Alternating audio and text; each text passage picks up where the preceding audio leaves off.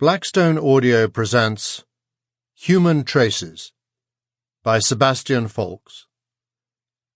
This book bears the following dedication: With love to Arthur.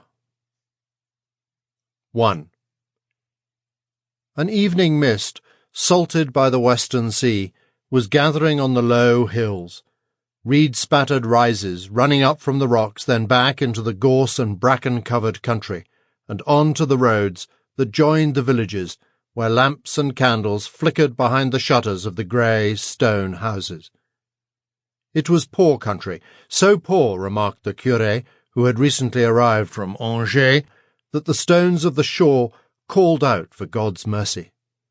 With the mist came sputtering rain, made invisible by the extinguished light, as it exploded like flung gravel at the windows, while stronger gusts made the shivering pine trees shed their needles on the dark, sanded earth. Jacques Rebière listened to the sounds from outside as he looked through the window of his bedroom. For a moment, a dim moon allowed him to see clouds foaming in the darkness. The weather reminded him, often, that it was not just he, at 16 years old, who was young, but all mankind, a species that took infant steps on the drifts and faults of the earth. Between the ends of his dirtied fingers, Jacques held a small blade which, over the course of several days, he had whetted to surgical sharpness. He pulled a candle closer. From downstairs he could hear the sound of his father's voice in reluctant negotiation.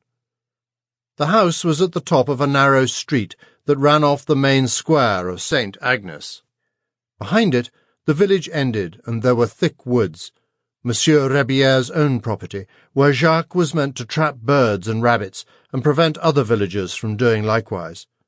The garden had an orchard of pear and apple trees, whose fruits were collected and set to keep in one of the outbuildings.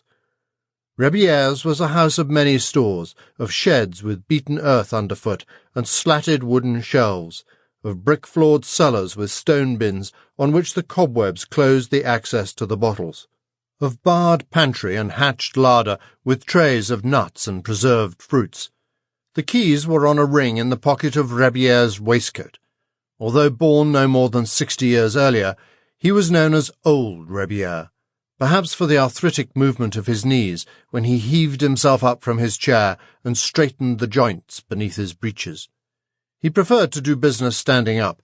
It gave the transaction a temporary air, helping to convince the other party that bargaining time was short. Old Rebière was a forester who worked as the... Sample complete. Ready to continue?